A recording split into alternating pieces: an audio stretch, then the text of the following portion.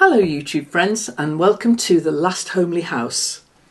I'm Kate, and today I want to tell you about this fantastic fabric that I have here. Last year I went to the Festival of Quilts at the NEC in Birmingham. I had a really wonderful time, met all sorts of great people. And one of the people I enjoyed meeting was Sally Kelly, who's a fabric designer. And she showed me some of her designs, and she enthused me about these beautiful colours and shapes and patterns and her inspiration for making them. And she very kindly sent me some fabrics for me to have a play with. So today I'm going to show you what it is I decided to do with these fabrics. And I also had the chance to have a chat with Sally on Zoom, which is a lovely interview that she and I did, which is going to be over on my Patreon channel in a few weeks' time, if you'd like to go and have a look at that. So this fabric then, I thought about it for ages, about what I might do, because I kind of make quilts that are very over the top, very vibrant, very bright. If you've been here any length of time, you'll know that that's what I like to do. But for this one, I decided to do something quite out of character for me, I think, and use some different kind of colours and limit myself to the shapes and so on. So in this video then, I'm going to show you the two different designs that I came up with to make two quilts that are very different but also a little bit similar. So I hope you enjoy watching what comes next. So here are the blocks that I've made so far. It's quite restrained for me, isn't it?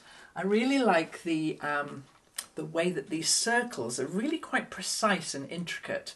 And so I did it 7 across and 7 down, which will make a really small piece, and I'm going to stick this on the wall. I've got an idea about where I might hang it.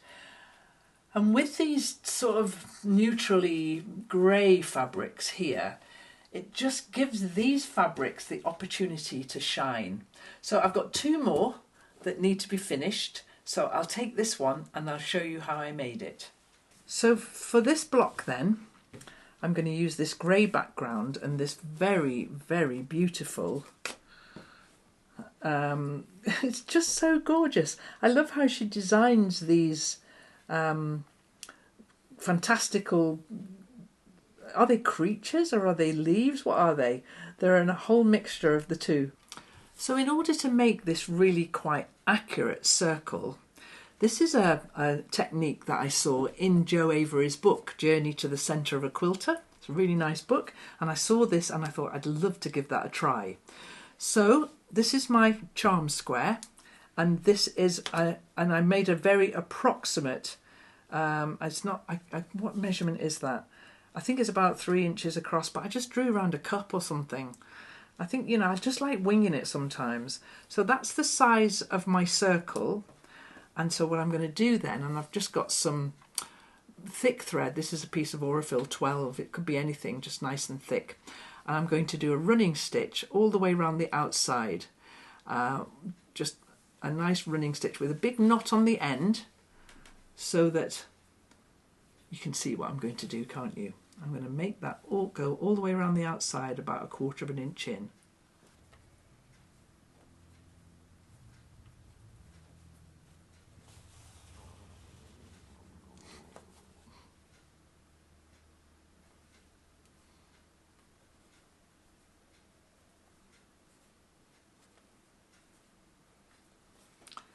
And then I'm going to put my circle right in the middle of there and pull gently on that running stitch like so, so that it neatly sits against my cardboard. It's clever, isn't it? It's really simple. Next, I'm going to leave the cardboard in there and then give that a really good press with a little bit of spray starch. So we'll do that now. And so at the ironing board then, just give it a really, really good press against the cardboard. Cardboard's still in there. And then I'm going to give it a spray with spray starch. I use this stuff, Best Press. whatever spray starch you've got. I think it helps to keep the shape of the circle, and then I'll just let that dry a sec and then give that another press. And then let that cool down a bit. And I'm going to ease the cardboard out.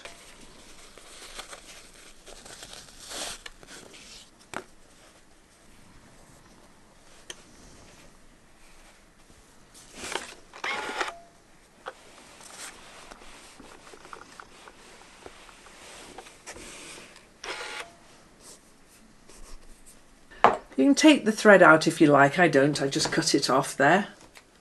You can take it out if you want to. And the next thing that I do is very carefully place it.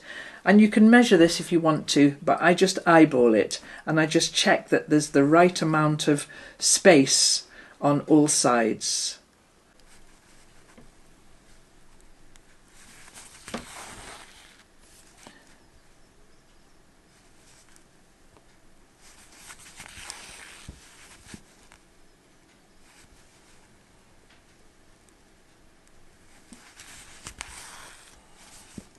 So get all the way round and just tie off the end, and then there that is now. You can press it again if you want to, and that's ready to go on the board. And I have one more to make, so I'm going to quickly do that now.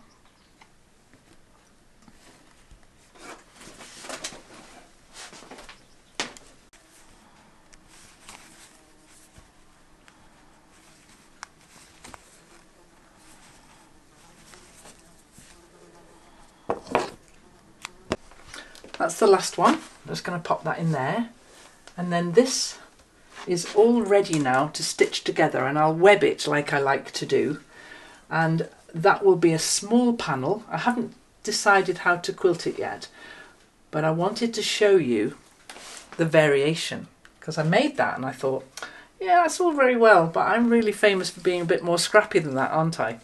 So I made this. And these aren't finished yet, but I'm just going to pop some of these up on the board and show you what these look like. Now I'll put that one on. There we go. Make sure that, so how I did these, well, I'll show you in a minute.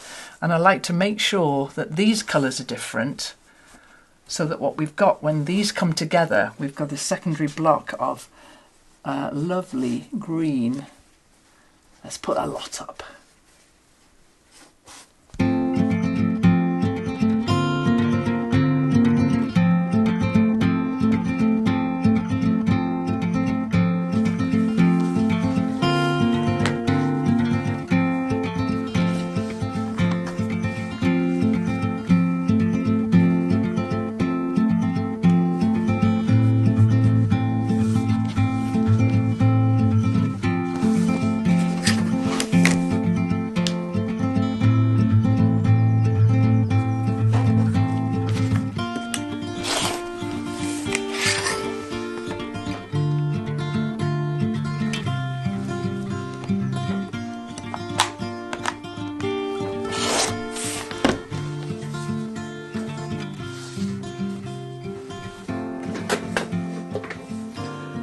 So when I've cut them into quarters like that, then I'm assembling them into randomly into colour blocks like this, and then very carefully, because these are loose on here, I'm just going to stitch them together, making sure that I haven't shifted the little quarter circle.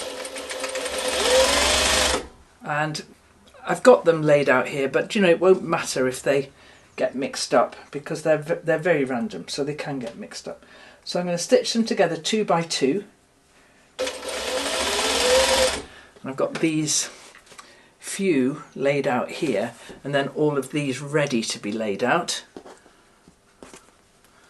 And then we'll press them open and stitch them 4 by 4.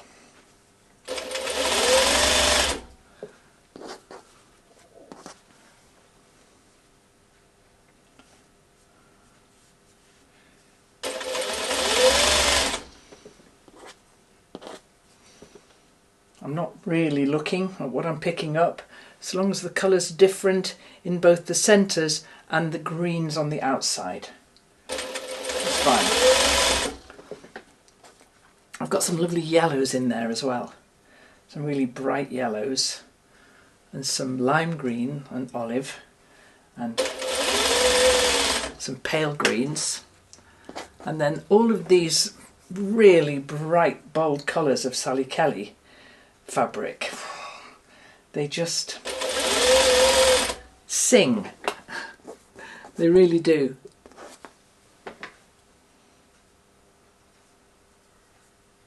Now that one slipped a bit, so I'm just going to go back inside there and check that it's centered up really well. And sometimes, like I can see with this one's a little bit bigger than this one, but I'm not going to mind that. Whoops, it's all going to be fine when I stitch it together. A little bit of discrepancy like that isn't going to matter. And so then we'll take these few and I'll show you. So when I've got my bunting arrangement here, I'm going to cut them all apart and then I'm going to actually press them first and then pick two that go beautifully together and stitch them. So I've got all of these laid out here. I've got all of these as well, but I've also got some more that I haven't cut yet. So I'll press those, I'll sew them together. I'll do quite a lot more of this, cutting and matching and sewing, and then I'll get back to you and show you what they look like when they're in their block, and then what I'm going to do with them, because I'm doing another stage to them then. I'm enjoying this one very much. I'm especially enjoying the backgrounds being all these shades of green, right through yellow, right through to dark green and everything in between, because I love green.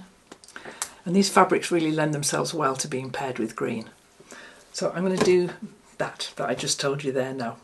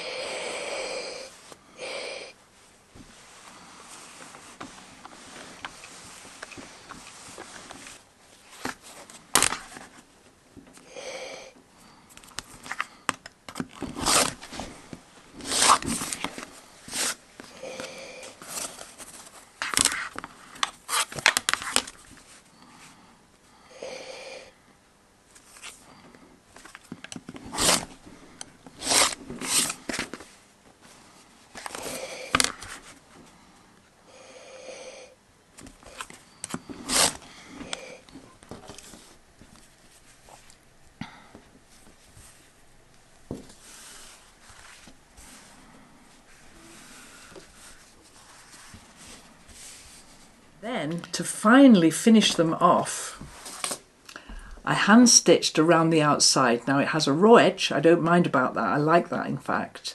So it has a raw edge going all the way around the circle, the new circle that I've made.